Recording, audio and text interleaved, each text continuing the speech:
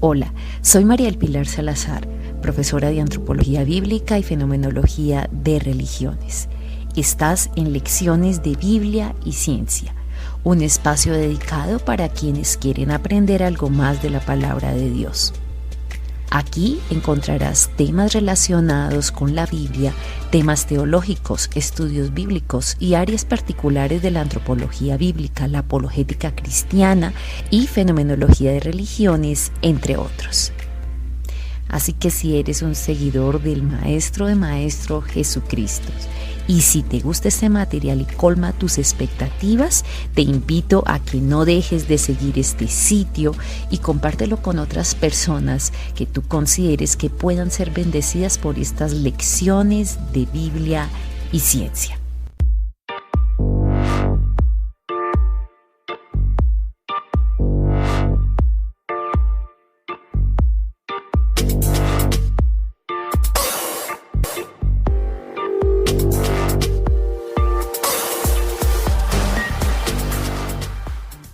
Básicamente, como ustedes pueden ver ahora, el título sería Principios de Geología. Simplemente algo yo creo que todos hemos visto en bachillerato, algunas cosas elementales, como los minerales y qué son los minerales y las rocas. Y también veíamos lo que son los elementos químicos, simplemente un poquito de repasar eso, para entender lo que es la datación radiométrica, o dicho de otra forma, la manera en que se ha podido hacer una datación, establecer pues la edad de minerales, de rocas y de fósiles. Y finalmente un simple comentario sobre lo que es nuestro mundo, nuestro planeta, lo cual demuestra, en nuestro punto de vista, cómo nuestro Dios, nuestro diseñador inteligente, ha hecho algo tan bello como es el mundo donde vivimos, ¿no? Ahí pueden ver qué es un mineral. Todos conocemos lo que es una esmeralda, lo que es un cuarzo. Todos estamos familiarizados. La gente usa joyas o usa los minerales para labores cotidianas. Y no es otra cosa que una sustancia de origen inorgánico y que existe en la corteza terrestre, ¿no? Está formada por uno o varios elementos químicos. Y una roca es cuando se agregan varios minerales. Es decir, un mineral es un constituyente único y una roca tiene más de un mineral. Esa es la diferencia. Y las rocas se forman hay tres tipos de rocas. Las sedimentarias, que todos los podemos ver en la serie de montañas que hay aquí en el oriente de Bogotá. Todo ese sistema de montañas, cualquiera que lo puede ver, asomarse y verlo, sobre todo de día, y son rocas sedimentarias. Ese es un tipo de roca. Y así como hay esas sedimentarias, hay rocas ígneas, que son las que se producen en los volcanes, o el granito, que la gente lo conoce porque se coloca en los toques de las cocinas al lado de la estufa. Y finalmente las metamórficas, que se producen porque se alteran o bien las rocas ígneas o las rocas sedimentarias, cambian sus propiedades y se producen rocas metamórficas. El paso de una a otro tipo de roca es un ciclo y eso nunca para. Es por eso que dicen que, a diferencia de los demás planetas, y esto es una prueba de que para nosotros los cristianos de que Dios existe, el planeta Tierra es un planeta vivo, es un planeta en donde hay expresión de vida a todo nivel y de todo tipo. Los elementos químicos, simplemente un recordatorio, es una forma fundamental de la materia, del mundo material que vivimos, y todos sabemos lo que es el cloro, lo que es el hierro. Bueno, esos son elementos químicos.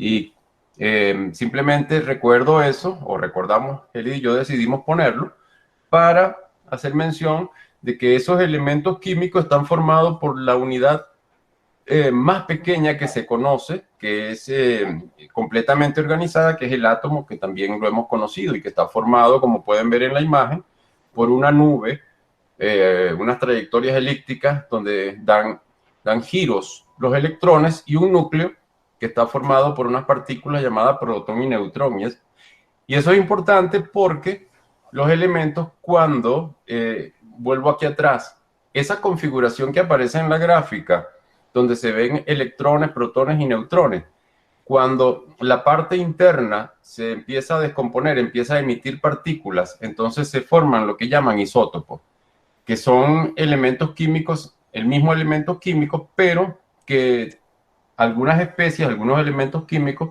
son más inestables y empiezan a emitir partículas y a transformarse en otros átomos. Y es aquí cuando vemos que, por ejemplo, como usted mencionaba en una clase, profesora, el carbono 14 es inestable y se transforma en el carbono 12, y eso le toma más o menos poco más de 60.000 años, mientras que otros elementos que también son inestables, como el uranio, el potasio y el rubidio, por ser inestables, se transforman en otros más estables.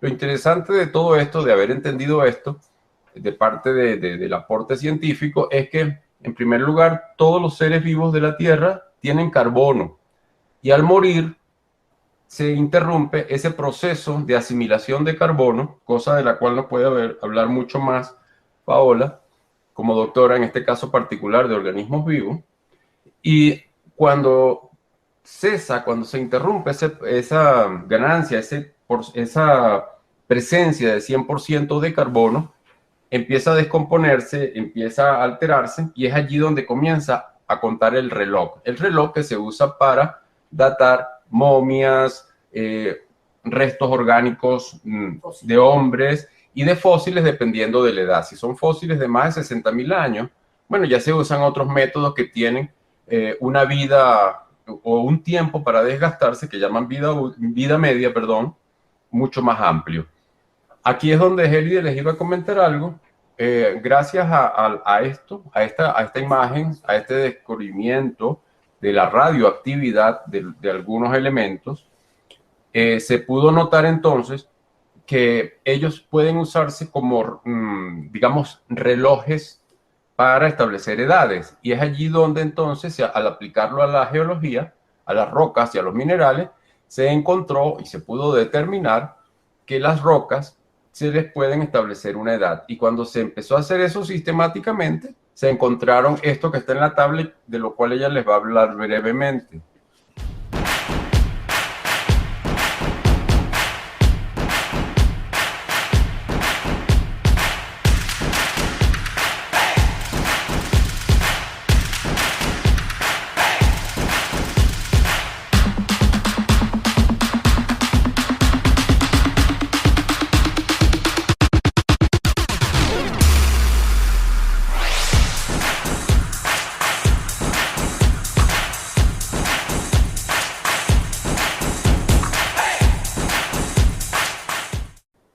Cuando hemos hablado de edades, sobre todo o específicamente cuando se tocó el tema de los dinosaurios, me pareció importante traer esto aquí, plantearle esta tabla donde podemos ver en donde está la columna del extremo derecho, allí tenemos unas edades.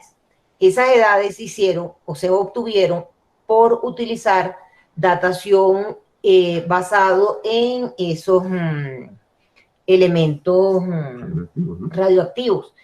Y se puede decir que es una data dura porque está soportada con un proceso matemático. O sea, realmente es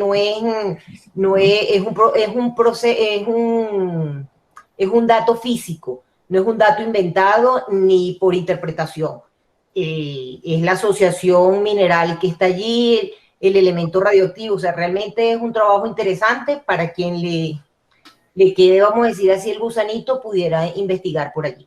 De las edades, lo que me gustaría resaltar es básicamente cuando mencionamos la parte de los dinosaurios.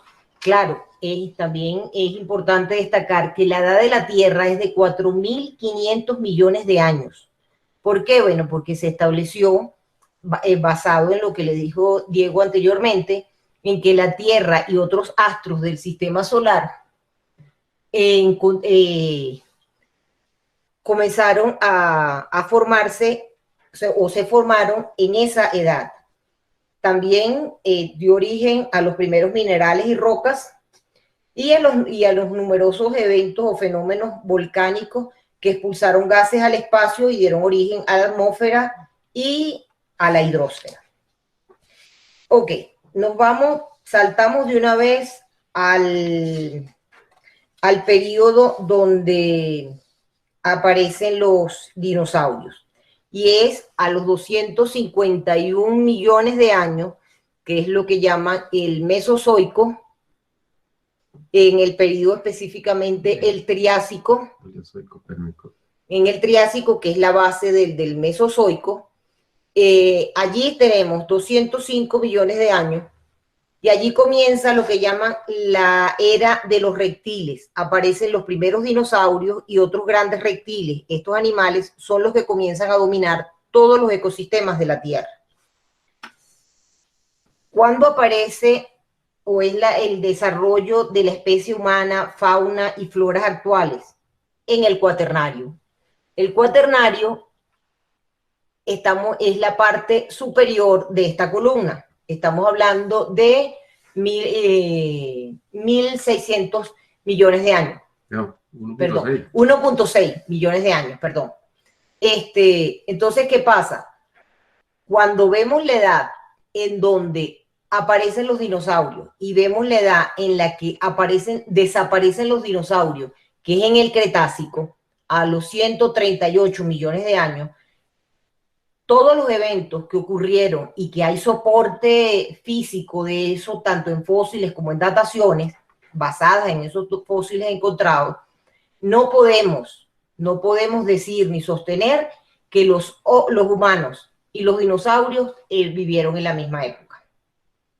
Eso es vamos a decir así, una conclusión importante que debemos considerar. También hay otra cosa, o sea, con esto no estoy negando para nada el creacionismo. O sea, fue Dios quien nos creó, y todos estos eventos que han ocurrido en el planeta Tierra como ajustes del planeta, por la razón que ocurran, y cuando hablo de la razón por la que ocurren esos procesos, son procesos evidentemente físicos. Esos no tienen nada que ver con la teología, porque es un evento, o sea, un terremoto. El terremoto ocurre en el manto. La corteza terrestre tiene 3 capas: núcleo, manto y corteza. Ese es el planeta Tierra. Está constituido, vamos a decir así, son 3 capas lo que lo forman. Entonces, lo que ocurre en el manto no tiene nada que ver con mi fe. Familiarizados o querían refrescar ideas o conocerlas. Con relación a la condición del planeta vivo y de un planeta donde ocurren ciclos durante todo el tiempo, desde su misma creación. En la imagen de la izquierda, ustedes pueden ver cómo se fractura, cómo se rompe la corteza y cómo surge el magma. Y en la de la derecha vemos cómo una placa tectónica choca con otra, y la que es más pesada se mete por debajo y se genera un producto o un proceso llamado subducción que da lugar a las montañas. Y esta imagen en particular está un poquito más al sur de lo que es la costa pacífica colombiana. Allí pueden ver cómo se menciona, cómo se aparece escrito la cordillera de los Andes, cómo aparece el nombre de la placa que está pasando por debajo del continente, que el continente sudamericano está en una placa que se llama placa sudamericana. Y la placa de Nazca, que es donde está el Océano Pacífico en esa zona en particular, se mete por debajo y genera volcanes y terremotos. Y esa es la causa por la cual tenemos terremotos en toda el margen occidental suramericano. Y eso nos lleva a ver o a reconstruir con todos los métodos que escapan del objetivo de esta breve presentación. En alguna época los continentes estuvieron unidos, específicamente hace 335 millones de años, según las dataciones que ya hemos hablado, radiométricas, y es interesante ver cómo, fíjense, Sudamérica y África encajan como en un rompecabezas, y esa forma de encaje es lo que llevó a principios del siglo XX a un geógrafo a postular que a él le parecía muy casual mucha casualidad que los mapas coincidieran de esa manera. Y a partir de esa idea, que en su época lo tacharon de loco, este señor alemán, que entró en, digamos, en desuso la teoría, hasta que comenzaron las investigaciones del fondo marino por razones de la Segunda Guerra Mundial y empezaron a encontrar evidencia de este tipo. Y luego, cuando empezaron los estudios y empezaron a hacer mapas del mundo, se dieron cuenta en esta última lámina, ya para terminar, que justamente en lo que habían determinado que eran los bordes de las placas, se generaban los terremotos, y es por eso que hoy en día está muy bien determinado, muy bien caracterizado y establecido que la ocurrencia de los terremotos no es algo aleatorio, no es algo que ocurra en todas partes, sino en ese cinturón rojo que ven en la imagen de la derecha, que lo han llamado cinturón de fuego, y que fíjense que en la imagen de la izquierda, ese mismo en línea roja se corresponde con las zonas que se llaman de convergencia. Les recuerdo esta parte. Fíjense lo que se llama zona de convergencia, o sea, zona de choque de dos placas. Las zonas sísmicas tienen lugar allí, aun cuando en las zonas de divergencia, por ejemplo en el medio del Océano Atlántico, que es donde suelen ocurrir este tipo de fenómenos, también hay muchos terremotos. Hoy en día, esta zona de divergencia está teniendo lugar todavía en el medio del Atlántico, en el Golfo Pérsico, es una zona donde está ocurriendo, y en Etiopía, donde se han encontrado muchos de los fósiles y los homínidos que han sido objeto de la clase anterior, en esa zona que hay un valle. Ese valle es una zona, como ustedes saben, un valle es una zona deprimida, rodeada por montañas, y allí Etiopía se está abriendo, el continente africano se está picando en dos, y de aquí a varios millones de años, África habrá sido fracturada. Entonces, esto era básicamente lo que queríamos mostrarles, lo que ha sido el aporte de las ciencias geológicas, de conocer el planeta, y las conclusiones son, parte de ellas son interesantes. Es un planeta vivo, es un planeta lleno de ciclos de vida, es un planeta continuamente evolucionando, que se reinventa, que los continentes se unen, se vuelven a separar porque están moviéndose sobre una esfera, y que buena parte de lo que sabemos ha sido gracias a esos adelantos científicos como la radioactividad, aplicado entonces a los fósiles. Y algo interesante de los fósiles es que cuando se unieron esas dos áreas de conocimiento, entre varias, una de ellas permitió percatarnos de que esos fósiles no se encontraban tampoco de manera casual ni aleatoria, sino que los fósiles, a medida que se aplicaba datación, que se establecía la edad de la roca donde estaban contenidos, se vio que los fósiles iban apareciendo de acuerdo a un patrón. Y es allí donde entonces se pudo establecer, y ya se vuelve algo predictivo, que los dinosaurios corresponden al Triásico, al Jurásico, que las especies marinas empiezan a aparecer en el registro fósil que usted nos dijo, profesora, en cierta edad. En fin, todo empieza a encajar en esa especie de rompecabezas, y es cuando entonces uno empieza a armar su historia desde el punto de vista de la ciencia, pero se da cuenta algo que nosotros los cristianos ya lo habíamos aprendido. Nada de esto es casual, nada de esto ha ocurrido de manera aleatoria, sino que ha habido un mecanismo controlador, un mecanismo que ha hecho de una manera prodigiosa e inteligente que unas cosas que para nosotros ha sido difícil entender y ha costado muchos cientos de años establecer estas teorías y comprender esos procesos, Dios ya lo había hecho, y es la única manera de entender cómo algo tan insólito como es el surgimiento de la vida, la creación de la vida, cómo es que a pesar de que hay tantas razones para que la vida fenezca, se mantiene la vida, tanto razones externas como internas, y es allí donde uno ve la presencia de Dios. Eso es una de las conclusiones que podemos establecer de todo esto. Y bueno, le agradecemos mucho su atención y estamos a la orden. Cualquier pregunta desde el punto de vista, obviamente, de las ciencias de la Tierra. Pero para nosotros ha sido un gran placer, profesora. No, para nosotros también, qué privilegio tener entre entre el grupo de geólogos y que nos expliquen esas cosas, porque aunque tú decías, ustedes saben, no, hay cosas que uno de esos temas, no, cada quien es experto en su área, te agradecemos mucho, además muy bonita la presentación, Heli, de Diego, mejor dicho, nos sirve un montón, ¿no? ¿Qué dicen sus compañeros? Muchas gracias. De paso nos cuentan porque muy, muy bueno y nos aporta un montón, le aportan a la clase porque la clase cada vez evoluciona. La clase sí tiene que evolucionar, Gelide, muchas gracias. Con todo cariño, es parte del talento que Dios nos ha dado y oye, con cuánto gusto compartirlo, porque de esos, vamos a decir la idea, que nos nutramos del conocimiento de cada quien, de verdad. Y eso es lo que te decía, una simbiosis. Aprovechemos ya que ellos estaban allí. Profesora, le quería agregar algo.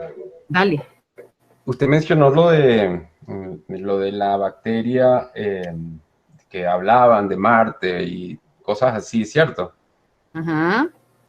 Yo tuve lo puedo decir así, el honor o la bendición de que al momento, bueno, tuve la bendición de Dios de hacer un posgrado en Estados Unidos y el profesor al que le enviaron las muestras, la NASA, para estudiar esos especímenes o el contenido de esas muestras de Marte, era un profesor de la facultad de la Escuela de Geología donde yo estaba, un profesor famoso. Ya para el momento en que él recibió las muestras, era tanto su prestigio, un señor ya de 85 años en aquel momento, recuerdo que tenía tanta vitalidad que se la pasaba comiendo pizza, tomando Pepsi-Cola, con una lupa para ver los minerales y caminaba hasta más rápido que yo. Imagínense el fenómeno de la bendición de que le había dado a él, de vitalidad, Dios a él. Y él fue quien vio esas muestras y él fue muy objetivo diciendo, mire, yo esas muestras, él es un pionero en su momento en ver muestras de minerales y rocas al microscopio electrónico. Y él decía que esas muestras, las formas petrificadas, eran muy similares o exactamente igual a muestras similares en la Tierra de bacterias. Sin embargo, dijo que eso no era concluyente y que no podíamos decir que definitivamente fueran bacterias porque estaban muy petrificadas, muy alteradas, y que tampoco podíamos establecer conclusiones generales. Puede haberlas, ¿no? Muy probablemente puede haberlas. O sea, el comentario no es que no puedan, sino que a veces decimos que hay vida allá y no somos, o sea, lo comparamos que aquí no, lo pequeño no es vida. Sí, y es una vida, en todo caso, si fuera cierto, la vida de bacterias, pues son vidas muy pequeñas